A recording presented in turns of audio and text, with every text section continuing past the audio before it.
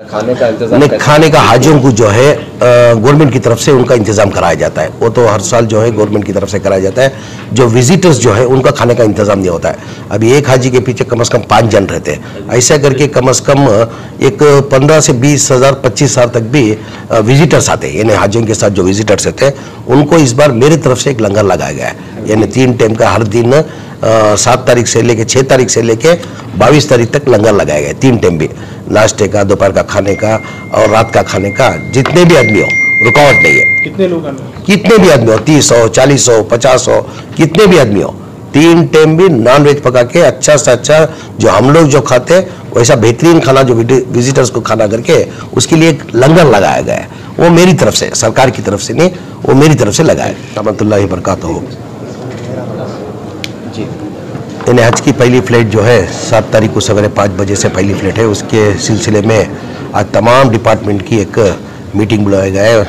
हमारे हज कमेटी के मिनिस्टर जनाब रहीम खान साहब के नेतृत्व में और हमारे माइनॉरिटी सेक्रेटरी जनाब मनोज जैन साहब के और CEO सरफराज खान की और चेयरमैन हमारे रौफ साहब की नेतृत्व में एक मीटिंग बुलाया है। कंसल्ट तमाम डिपार्टमेंट के, जैसे कि कस्टम वाले, जैसा हेल्थ वाले, जैसा ट्रैफिक वाले, जैसा एयरपोर्ट सिक्योरिटी वाले, फ्लाइट सेक्शन वाले, सबको बुला के जो हर साल जो डायरेक्शन जो काम किया जाता है उस तरीके से काम करना करके एक डायरेक्शन दिया गया है।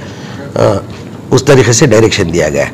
इस बार टोटल फ्लाइट जो है पहला जो 7 तारीख को जो पहला जो फ्लाइट है 5 फ्लाइट्स है। 5 फ्लाइट्स मतलब उस दिन 5 फ्लाइट है। उसके बाद 3-3 फ्लाइट है। 5 फ्लाइट जो पहला दिन जो जाने वाला 5 फ्लाइट है वो वया जाने वाली है, वया मकसद जाती है। उसके बाद जो है रेगुलर जो फ्लाइट है 8 तारीख से जो है लगातार डायरेक्ट फ्लाइट्स है। इस बार की इंतज़ाम अलग तरीके से किया गया है। मेरे ख्याल से लास्ट टाइम हज के लिए थोड़ा बहुत प्रॉब्लम हो गया था। वजह उसकी क्या हो गया था, ये जो हज भवन हज घर जो है उसको कोविड को दिया गया था, उसके लिए थोड़ा डैमेजेस हो गया था। एकदम से हज जाने की वजह से थोड़ा प्रॉब्लम हुआ गया था। इस बार कोई प्रॉब्लम नहीं, उसका इंतज़ाम अच्छी तरीके से इस बार किया गया है। खाने का जो है मसला रहता है, खाने का इंतजाम नहीं, खाने का हाजियों को जो है गवर्नमेंट की तरफ से उनका इंतजाम कराया जाता है। वो तो हर साल जो है गवर्नमेंट की तरफ से कराया जाता है। जो विजिटर्स जो है उनका खाने का इंतजाम नहीं होता है। अभी एक हाजी के पीछे कम से कम 5 जन रहते हैं। ऐसा करके कम से कम एक 15 से 20 हज़ार 25 हज़ार तक भी विजिटर्स आते हैं। यानी हाजियों के साथ जो विजिटर्स रहते हैं उनको इस बार मेरी तरफ से एक लंगर लगाया गया है।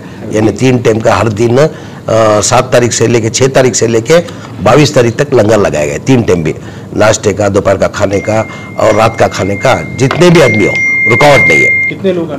कितने भी आदमी हो, 30 हो, 40 हो, 50 हो, कितने भी आदमी हो, 3 टाइम भी नॉन वेज पका के अच्छा से अच्छा जो हम लोग जो खाते हैं वैसा बेहतरीन खाना जो विजिटर्स को खाना करके उसके लिए एक लंगर लगाया गया है। वो मेरी तरफ से, सरकार की तरफ से नहीं, वो मेरी तरफ से लगाया गया। रोजाना 10 से 15 हज़ार लोग आ सकते हैं। कम से कम 25 हज़ार रहते रोज के, कम से कम 25, 3 टाइम भी हिसाब डालेंगे तो 30 हज़ार क्रॉस करते हैं। कितने दिन तक रहेगा सर? लगातार समझो 22 तारीख तक, यानी 7 तारीख से लेके 22 तारीख, मतलब कम से कम एक 15 दिन तक। सर, ये बेंगलुरु में जो हाजियों की जो खिदमत होती है वो पूरे मुल्क में मशहूर है और यही एक जज्बा रहता है, एक जोश रहता है।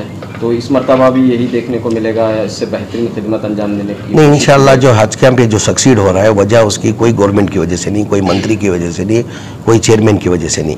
ये हज कैंप जो सक्सीड होता है उसका कबूल कारण जो है हमारे जो कंसल्ट ऑफिसर जो है, जैसा कि अभी सेक्रेटरी साहब काम धंधा छोड़ के लगातार इधर ही इस काम में लगे हुए हैं। जैसा हमारे CEO है हमारे सरफराज खान साहब, वो भी इस काम में लगे हुए हैं।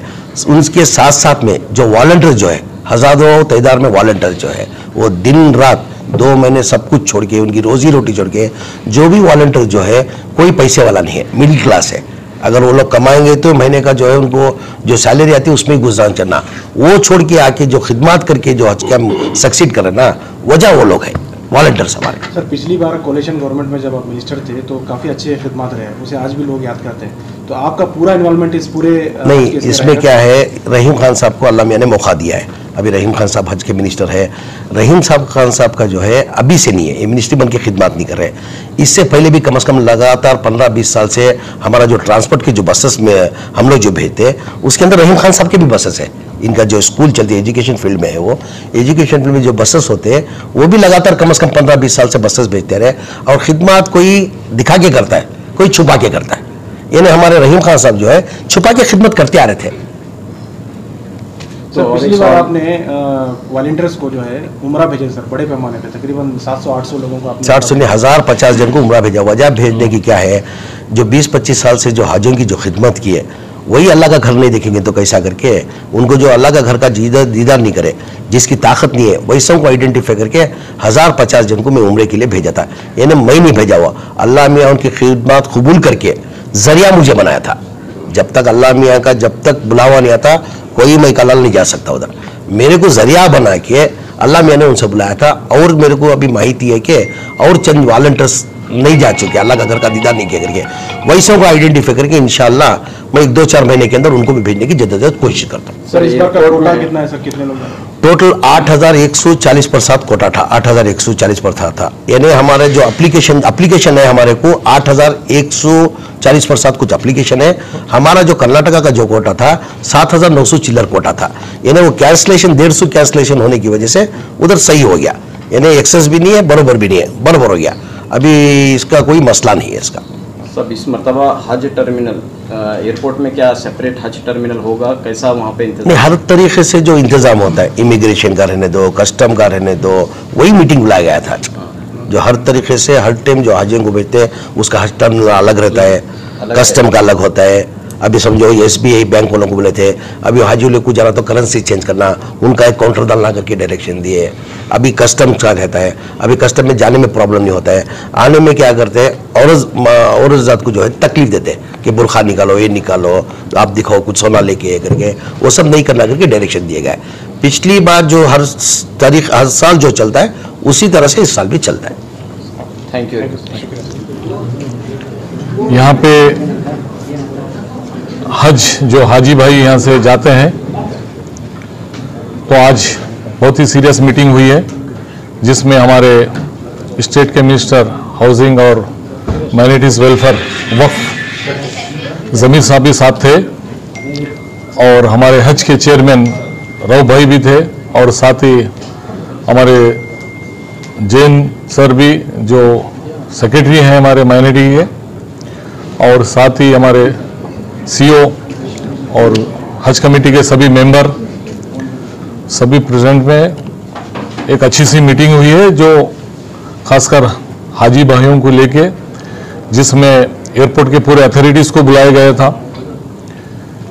जो ट्रैफिक कंट्रोल करते हैं, जो पूरा वहाँ पे मेंटेनेंस करते हैं, एयरलाइंस वालों को बुलाया गया था, हेल्थ डिपार्टमेंट वालों को बुलाया गया था, पुलिस डिपार्टमेंट, ट्रैफिक डिपार्टमेंट, इस तरह से कस्टम डिपार्टमेंट, ताकि हाजी भाइयों को तकलीफ ना हो।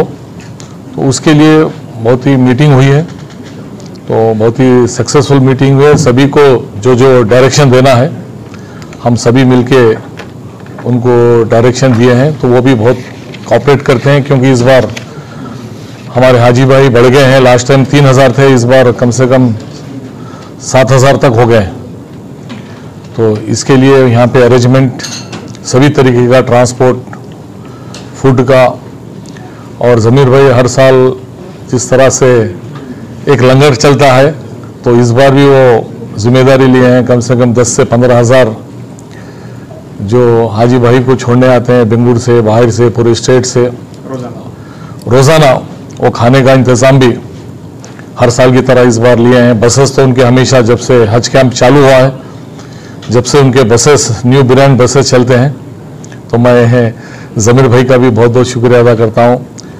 खासकर हमारे सेक्रेटरी जो है प्रिंसिपल गवर्नमेंट की तरफ से मनोज जैन सर का भी धन्यवाद बोलता हूँ, राव भाई का भी, सभी मेंबर्स का, हमारे बिदर से मंसूर भाई भी आए, और वो भी वहाँ से हमेशा हज कैंप का बहुत ही जिस तरह से बेंगलुरु में चलाते हैं, छोटे बिदर डिस्ट्रिक्ट में भी वो आप चलाते हैं, तो मैं उनको भी सभी को बहुत बहुत शुक्रिया अदा बोलता हूँ। और आप लोग सभी लोगों को दुआ करने की गुजारिश करता हूँ कि बहुत ही आसानी तरीके से हाजी भाइयों का सफ़र हो जाए, और बहुत बड़ा मंजिल पे जा रहे हैं, मक्का और मदीना, तो वहाँ पे बहुत ही आसान तरीके से उनका हज हो जाए, इतना बोलते हुए मैं सभी को शुक्रिया अदा करता हूँ। इस बार का कोटा क्या है, कितने लोग जाने वाले हैं?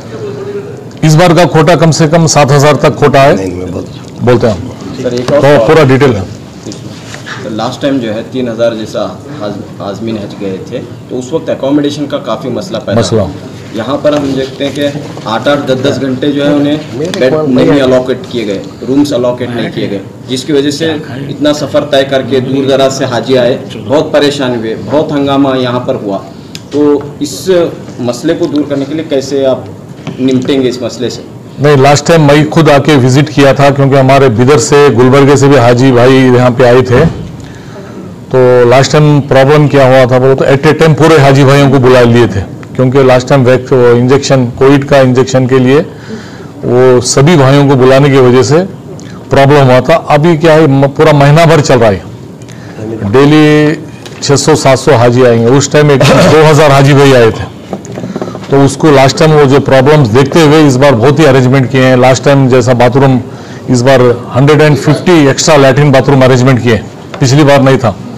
और क्लीन करने वाले भी पिछली बार थोड़ा सा कम थे, तो इस बार सभी चीज़ें एक्स्ट्रा ज़्यादा किए, तो इस बार ऐसा कोई प्रॉब्लम नहीं होगा, इतना भरोसा है इंशाल्लाह।